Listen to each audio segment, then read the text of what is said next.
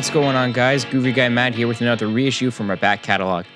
Today we dive in to try to figure out who the best singer of all time is.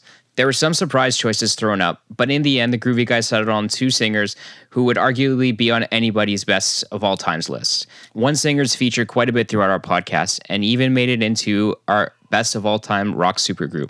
Enjoy.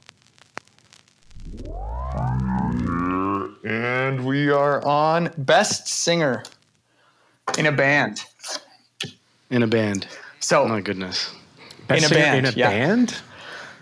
Oh, okay. I did all my research on just best singers. So we decided, this was kind of discussed before, you can pick alive or dead or both.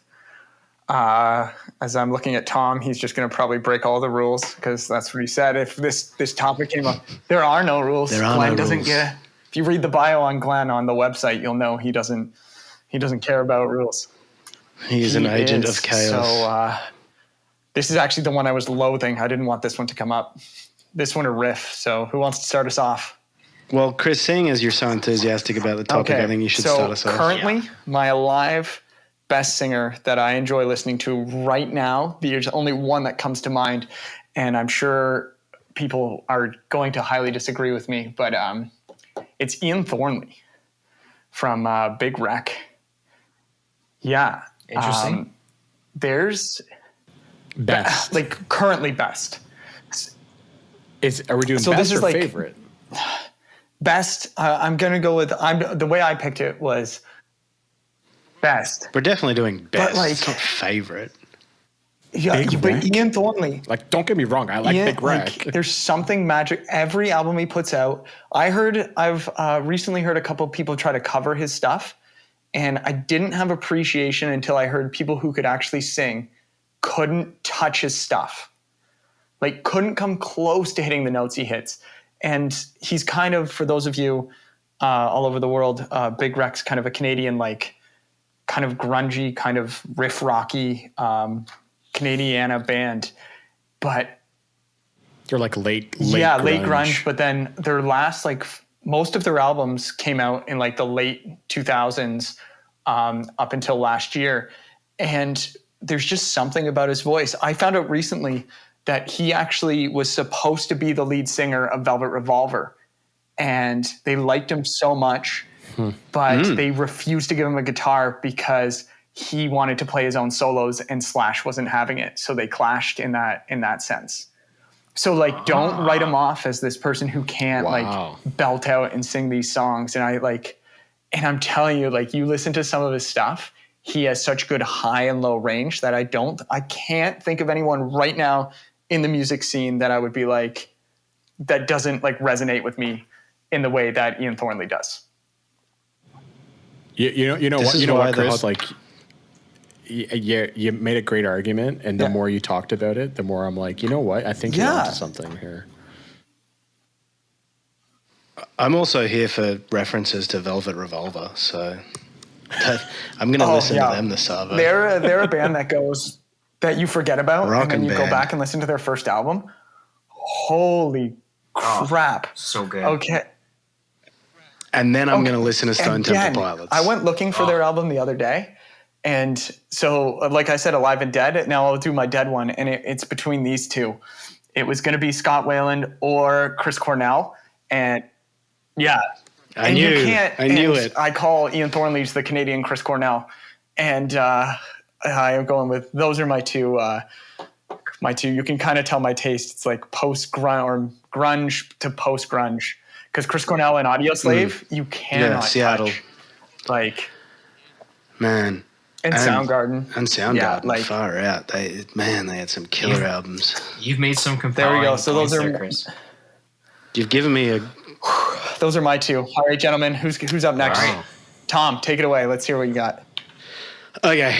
Look, as we said, there are no rules, and I am woefully underprepared to comment on contemporary music because I don't listen to a lot of it. I'm terrible at discovering new music. I don't know why, but my record collection especially is mostly, I think I said to you guys, classic rock, heavy metal, folk music, and Australian pub rock.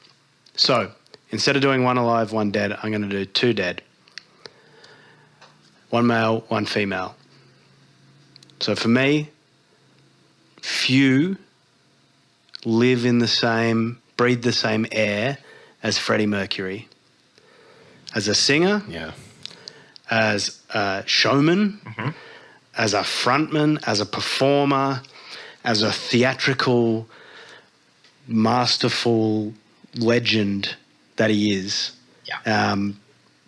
I think back to that Live Aid performance, the real one, not the one in the movie. Legendary. And just like that vocal performance and the way that he just like grabbed, I don't know how many people were there, but he like the tens of thousands and all the viewers on the TV and just grabbed them by the scruff of the neck and was like, come with me. This is where we're going. Like 72,000, by the way. 72,000 people. And at one point, like he had them under such control. At one point, you could hear a pin drop. Oh, and then he's just like, and now we're doing this. Like one of the absolute masters. And, you know, epic voice, visionary. Yeah. So that's my male. Yeah. It's hard to argue against that. Thank you. And female, I had a bit of a look through my collection, and someone that you can't have on in the background, you have to stop and just admire what you are listening to. Janis Joplin. Oh, yeah. Nice. Iconic. Big Brother and the Holding Company, Cheap Thrills. Just a powerful, powerful record. And the soul in her voice, the power in her voice, the emotion in her voice. Like, you can't, it's not background music. You have to sit there fully engaged with it, listening to it, experiencing it, loving it. Janis is one of those people I can't put on with when I'm doing the dishes. Is because I stop what I'm doing. You're right. Like I find myself like wandering 100%. Over to the speakers or just like wandering aimlessly and just enjoying the song, and then I forget what I'm doing and like the sink's overflowing or something. And yes, I agree. Right. As soon as you said female, you were including a female. I was like, please, because if you didn't, I was gonna argue that. I was gonna be like, you're gonna shut me down. It was coming in hot. Any arguments for that so far? Like, that's hard to argue against. I mean, there's no arguments. I feel like this topic, everyone's definitely picked two very iconic singers. Thank you, Dan.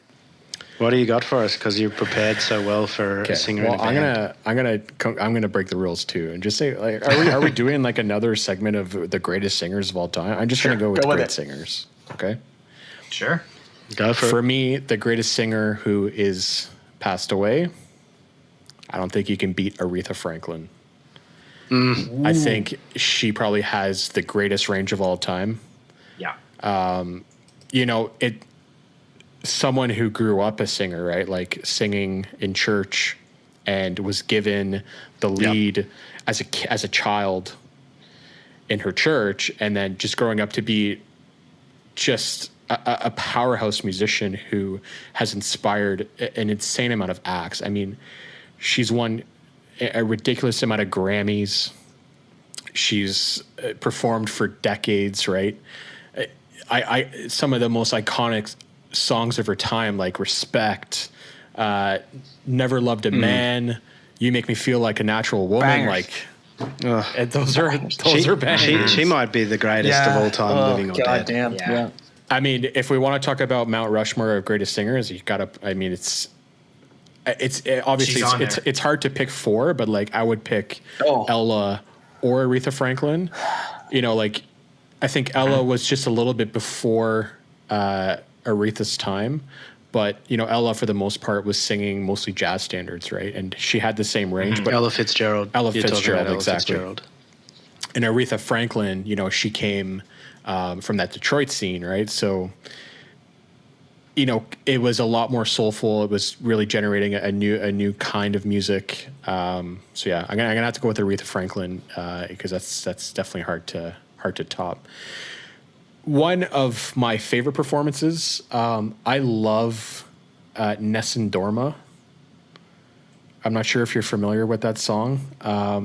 Luciano I've not heard of Pavarotti that. sings a version of that. I forget the end of the song, but it's from a really popular Italian play. But you guys should check it out. Nessun Dorma. It's one of my favorite performances. Like the Luciano Pavarotti version of it is just like it's soul crushing. He just absolutely nails it. But Aretha does a performance of that at the Grammy Awards, and it is like a cut above the rest. So definitely check that out. Okay. Singer who's still alive. Again, tough one. And this one might be a little bit more controversial, but I'm going to go with Lady Gaga. Oh. If you want to talk again about range. Dude, I couldn't agree more. If you want to talk about range, if you want to talk about songwriting, if you want to talk about performance, it's really hard to top her. Yeah. I think she's incredibly accomplished. She can sing any note. She can sing any style. So again, it's hard to argue against Lady Gaga in my opinion. So I happen to... It's a good choice. Yeah, it is. I happened to walk by Much Music like a number of years ago during the Much Music Video Awards, and she was doing like a warm-up performance. And this was like, it was unbelievable. And I wasn't into her at the time at all. And I remember watching that, and I was just like, this is just like the pre-show. It was spectacular. And I remember going home and being like, wow, she's not just this pop star that I thought she was, right? And I was just like, no, awesome. She's a brilliant musician. She's unbelievable. She's an accomplished pianist. Yeah. And like I said, like the performances she puts on are like unmatched, right? Especially in this day. I even enjoy her as an actress, which I don't say a lot about when I like about singers and actors, how they mix. But she was in American Horror Story the one season, and I was like, yep, I think she was a vampire, if I'm not mistaken. I was like, yep, she's perfect. Love it. It was awesome. Amazing. Dan, it's so funny you say this because, so just a heads up, I'm going to break the rules too, and she was going to be one of my picks. It's odd that you say that because I've been listening to her all day. I played her first 2 records, and I couldn't agree with you more. She's just got this raw energy, and she's got an incredible range. Every single time I hear, Speechless. Sorry, the name was escaping me for a second. That song gives me chills every single time. I've seen her 3 times live now on different tours. I've seen her for the first one she came to Toronto, when she did the Monster Ball, and then when she did the last one with Joanne.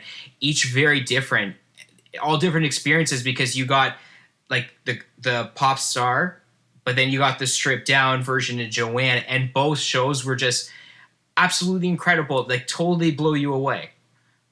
And she did something completely different for each. It was fantastic. I think, right now, she's up there. I would say she's on the Mount Rushmore as well. Yeah, I mean, she's making a good case for it. All right. If we're going to argue the Mount Rushmore of greatest singers, I think she's going to need to be accomplished for many more years before she can take a spot on that, right? Like when you talk about Aretha Franklin, it was, from the 50s all the way to the 2010s, she's putting out performances, right? Whereas Lady Gaga has been around for about 20 years now, and she's been killing it at the top of her game for that long. But if she continues to put out another 3 or 4 records like she has, like her last 3 or 4 records, absolutely, man. She's incredible. It's hard to dispute. Yeah. But I'm going to switch if I can. I always do Lady Gaga, and then this artist comes to mind, and I'm just curious. And before, Matt, you share your last one. Amy Winehouse. What do we feel? Yeah. I mean, Love Amy Winehouse. Here's the thing is like, great singer. Amy Winehouse came to mind as like a singer who'd passed away. Because I think her very small body of work is as close to perfection as you can get. And just, you can just hear the emotion of the songs in her singing. And man, even especially after I watched that documentary about her, it's just... Oh, I haven't seen it. I gotta watch that. Yeah, it's really good, and she obviously lived a very tragic life, which is really unfortunate because I think she had a lot more to give to the world. But the very small amount that she put out is incredible, and if she could have lived, and performed for 30, 40 years, she could have been just as accomplished as Aretha. Yeah, or Janice, or exactly. Lady Gaga, or Again, Whitney Janice, Houston. Janice, another one who died too early. Whitney Houston, same thing. Well before our time. Yeah, Whitney Houston's another one. For Winehouse, there, Club of 27. All right, Matt, what do you think?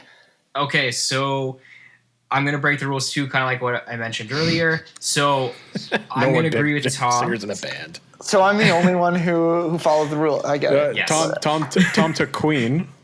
Janis Joplin is her own band, but... So I was just going to... Big Brother and the Holding Company. So I was just going to say, I'm going with Tom too, because I was going to choose Freddie Mercury as well. You can't argue that. I think, for bands, I think he's the greatest of all time. I can't think of another frontman that comes even remotely close. So Freddie wins. You guys can debate me if I'm wrong. That's fine. Then I was going to go, Living Today, Gaga was going to be my choice. For male frontmen, I'm going to have to go with Matt Bellamy from Muse. Great musician, great showmanship. Vocal range is incredible. He kind of reminds me a little bit of Freddie Mercury a bit with the vocal range. Not as wide, but he's got a very good range. Yeah. I love what he can do on a guitar and piano too. Just every single time I see him do something, I get chills. I'm amazed. I'm like, I wish I can do that. And I'm going to go with one more that's still alive. Stevie Nicks. Oh yeah. There's something about her voice. Every time I hear it, I melt. She's fantastic. Her voice is just incredible. There's nothing she's put out that I haven't enjoyed. And a great songwriter too in Stevie Nicks. Yeah, I agree. And always reminds me of that scene in School of Rock where they're at the dive bar and he puts Stevie on the jukebox. Yeah. Man, we need to make a playlist just about this conversation, because I think. Yeah, you're kidding. I think all these. Those are great choices, Matt. I like how we kind of went. Agreed. Well, for me, I stuck to modern. I tried to do modernish, and we just classic Chris went down. Yeah, classic Chris, right? Yeah. Everyone had great choices. Yeah. So should we? So a much less divisive hot take. Yeah. Should we put it to a vote and see who we agree with is the greatest of? I think we have to go with Freddie Mercury and Lady Gaga, right? Because they got the times too. They were picked twice. Okay. They were picked twice. Yeah. So there you go. There it is. So greatest living, Lady Gaga. Greatest no longer with us, Freddie Mercury. So I got one thing I want to ask you guys, because I think it's kind of an interesting thing to talk about, considering we're talking about live albums. There's obviously debates out there with certain artists and live recordings, and are they overdubbed in the studio or not, or are they actual live recordings? Two that come to mind are Blink-182's live album. The name of it is escaping me right now. Mark Tom and Travis Show, right? Yeah, that's it. And Kiss's their big live album. Those are kind of two heavily debated. Were those actually live or were they overdubbed in the studio? What's your guys' take? Oh, wow. I mean, Can I I start by saying I surprised. haven't heard either? Chris, you haven't heard Mark Tom and Travis Show? That's the banter. Oh, man, it's so good. Banter It's so in much that fun. live album is amazing. Guys, I told you I went through it's the same with the Green Day. I went through this. Any pop punk band that made it sort of famous, I ignored because I thought they sold out. I was a horrible. I was a horrible. Stop with that. You're horrible like music person. You make these insane comments like pop punk is my absolute favorite genre of music, and you're like, I don't like Blink-182.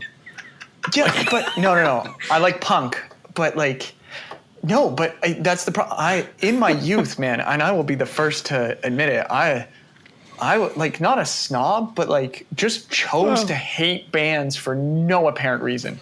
The Used, Never listened to it. Like, I know their one song and I was like, garbage, threw it out. But for some reason, I love Sum 41. It's stupid. And I'll be the first to admit And you're it. And I'm talking like sorry. Sum 41 sold out way more than Blink-182. Way did. more. Way more. But for some reason, I chose that alliance. I'm so sorry. Sum 41 had a great metal album recently. And when I say I gotta recently, it's listen to probably that, like the last actually. 10 Chuck. years. Wasn't that Chuck? That was like Yeah. 2000. Yeah, it was awesome. But anyway, so I'm going to step out of the conversation and you guys finish that. I don't know the answer, Matt, but I would think it's likely that it's not unlikely that there would be at least some overdubbing. Mm-hmm. Yeah, especially if you're going into it with the intention of actually selling records. Like I know, I can't comment on the live Kiss record. I would more confidently say that the Kiss record was overdubbed because of how great marketers they were, and they probably knew a live record would sell very well. And you know, same with the Mark, Tom, and Travis show. Like, you know, that was a record that they intended to sell, and they want, and you could tell. I'd never seen a Blink-182 show from back then, but I know that they were wild back in those times, right? Yeah. Because that was before Take Off Your Pants and Jacket, and Just before it, yeah. Just before, it was right? the Enema of the State tour. yeah. So it was like that was like Enema. That was like Enema at their State's like, height. yeah, it's like a wild record. So I can imagine that they went into it like, okay, we're gonna put on our best show. We're gonna just put on our best comedy because the album is really, really funny. It's hilarious. Oh my god. But knowing that intention, and if you know that there are mistakes, and you know that there's some moments that didn't come out well in the recording, and you're going to try to capitalize on selling the record, I'm sure that they're definitely overdubbing it. Which is not a big deal. What's in my curious opinion. about it is, yeah, like, so for the Blink one, they have both rhythm and lead, and I think it was just the three of them on stage. So that's why there's a little bit of controversy as to, you know, was this actually live?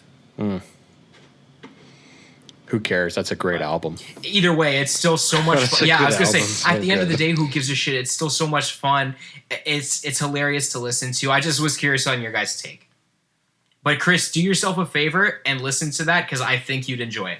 All right, tomorrow. I know what's up. It's a lot of fun. It's very, very R-rated. Oh, yeah.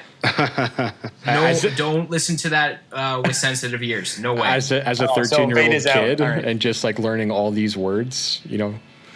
Oh, what's this? Mom's away, so it's fine. Well, They've got one song that's literally just all swear words. shit, piss. That Yeah, is that's that it. it? Oh, Yeah. okay. Yeah. We're not going to go through the whole line because there's some. No. The Groovy Guys are Tom Kennedy, Dan Lozier, Chris Palumbo, and Matt Carvalho. With your host, Tom Kennedy. Music by Dan Lozier, post-production by Matt, and album art by Chris.